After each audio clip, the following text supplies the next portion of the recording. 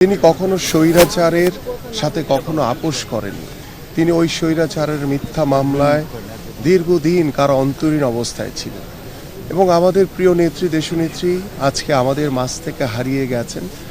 আজকে বাংলাদেশ অভিভাবক শূন্য হয়ে গেছে। এই অভিভাবক শূন্য এটা কখনোই আমরা পূরণ করতে পারবো না।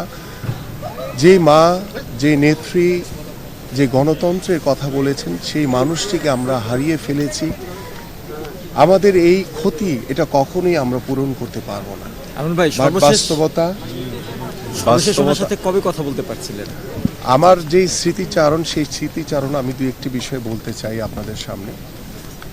যে 2014 সালে যখন আমি প্রথম বিএনপিতে যোগদান করেছিলাম, সেই দিন থেকে তিনি আমাকে বলেছিলেন যে তোমাকে আমাদের এই অফিসে দেখেছি, সবাই খুব পছন্দ করে, তুমি প্রতিদিন অফিসে আসবা, সবার সাথে কথা বলবা, সকল কর্মসূচিতে অংশগ্রহণ করবা। ঠিক সেই দিন থেকে আজ অবধি দলের প্রতিটি কর্মসূচিতে অগ্রভাগে থেকে চেষ্টা করেছি সকল কার্যক্রম করার জন্য।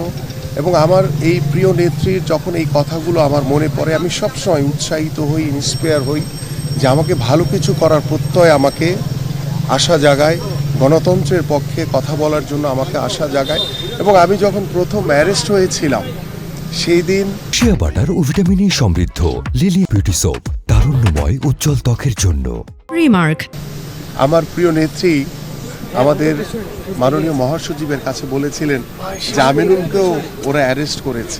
যখন দীর্ঘ 1 মাস পরে আমি জেল থেকে বের হয়ে আমাদের প্রিয় নেত্রীর সাথে দেখা করেছিলাম, সেদিন আমাকে বলেছিলেন যে আমিনুল আজকে পরিপূর্ণ রাজনীতিবিদ।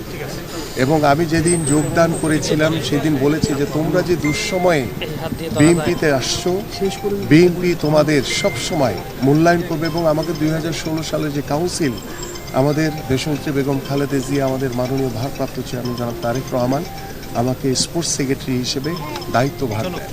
এই যে দীর্ঘ এই পথ চলায় যখনই ম্যাডামের সাথে আমি কথা বলেছি, তিনি আরেকটি উল্লেখযোগ্য বিষয় বলেছেন যেটি আমি আপনাদের সাথে আজকে শেয়ার করতে চাই।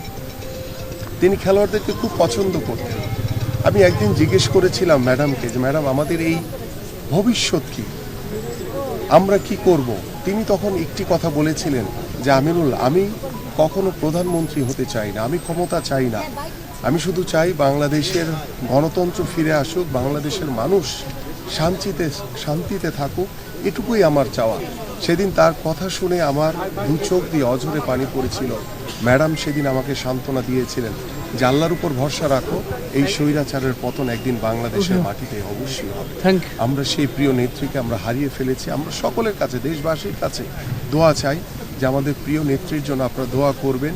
তিনি আপনাদের জন্য, দেশের জন্য তিনি যে আন্দোলন সংগ্রাম করে দেশের কল্যাণের জন্য কাজ করেছেন, আল্লাহ পাক যাতে আমাদের সেই প্রিয় নেত্রীকে জান্নাতের উচ্চ মকাম দান করেন।